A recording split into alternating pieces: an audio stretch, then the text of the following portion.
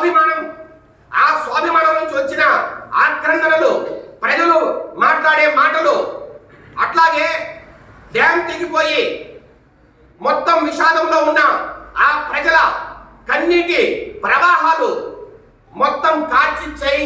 మిమ్మల్ని, మీ పార్టీని దహించి వేసే మాట వాస్తవం కాదని అడుగుతున్నా. ఈ రాజంపేటలో అగ్గి రగిలింది. మీరు మీ అధికారము, అట్లాగే వైకాపా జెండా పూర్తిగా ఈ రాజంపేట నుంచి వైదొలిగే వరకు ఈ కార్చిచ్చు మిమ్మల్ని వెంటాడి తిరుగుతుందని కూడా ఈ సందర్భంగా తెలియజేస్తున్నాం. కొంతమంది మాట్లాడుతున్నారు, మీరేదో సౌమ్యులని, మీరేదో మంచోళ్ళని, మీరేదో తెలుగుదేశం పార్టీ చేరాలని. ఆల్రెడీ మీరు వైకాపాను భ్రష్టు పట్టించారు, వైకాపాను సర్వనాశనం చేశారు. అంతెందుకు రాజంపేటను భ్రష్టు పట్టించారు, రాజంపేటను సర్వనాశనం చేశారు. ఇప్పుడు మళ్ళా టీడీపీలోకి వచ్చి సర్వనాశనం చేయాలనే ఏమి ఈ పార్టీ బాగుపడేది మీకు ఇష్టం లేదా? ఇలాంటి ప్రకటనలు కావచ్చు, ఇలాంటి పరిస్థితులు కావచ్చు, ఇలాంటి విషయాలు నేను కొన్ని వింటానని కూడా ఇప్పుడు ఊహించలా, కానీ కొన్ని జరిగాయి. నేను ఒకటే చెప్తున్నా, ఈ రాజంపేట నియోజకవర్గ నాయకులు కావచ్చు, ప్రజలు కావచ్చు, మేము ఒకటే వినవిస్తున్నాం. మల్లికార్జున రెడ్డి అనే వ్యక్తి ఈ రాజంపేటకి ఎమ్మెల్యేగా ఉండగా ఈ రాజంపేటకి ఏమీ జరగదు. ఎందుకు ఈ మాట చెప్తున్నానంటే, నిన్నటి రోజున మాకు టికెట్ కన్ఫర్మ్ అయింది, మేము ఇక మేము నాయకులు లేకపోతాం, నాయకులు డబ్బు సంచులు అప్పచెప్పి అందరినీ మచ్చిక చేసుకుంటామని నిన్నటి రోజున నాకు ఒక వార్త అందింది.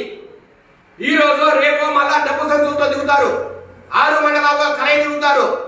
ఎవడెవడు మా డబ్బులకు పడతాడా అని మొత్తం అంతా స్కెచ్ చేస్తారు.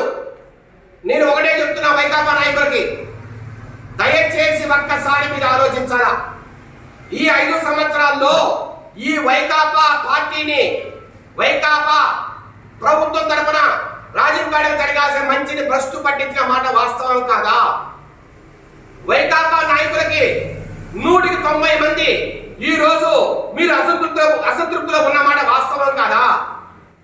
ఇలాంటి పరిస్థితుల్లో మీ చేతికి ఒక డబ్బు సంచిచ్చి మిమ్మల్ని మచ్చిక చేసుకుని ఎలక్షన్ చేయించుకుంటే మళ్ళా 5 సంవత్సరాల మాదే అనే ఒక తాపత్రయంలో ఉన్న మేడా మల్లికార్జునుల మాట దయచేసి వినొద్దని కూడా ఈ సందర్భంగా మేము వేడుకుంటున్నాం. ఒక్క వారం 10 రోజులు ఆగండి.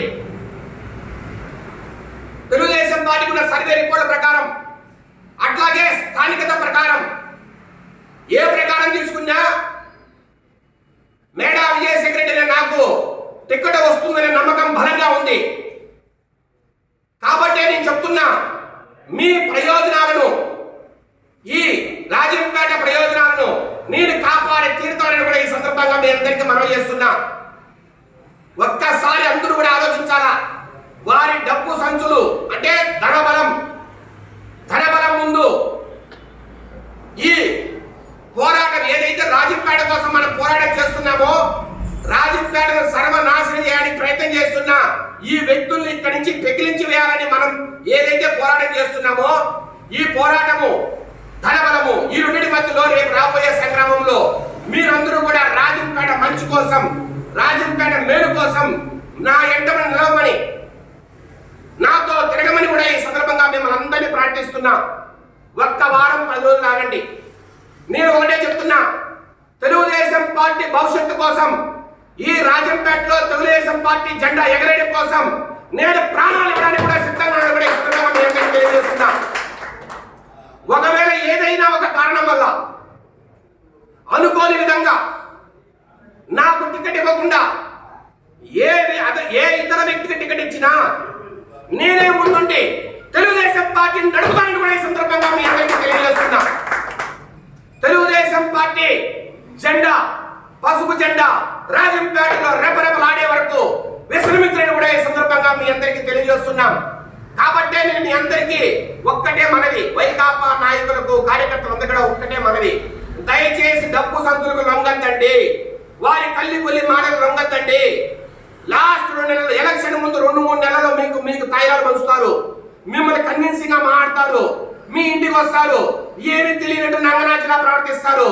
ఆ మాటలు నమ్మి మీరు మోసపోవద్దు మిత్రులారా. ఒకటే మిమ్మల్ని వేడుకుంటున్నా, దయచేసి ఓపిక పట్టండి.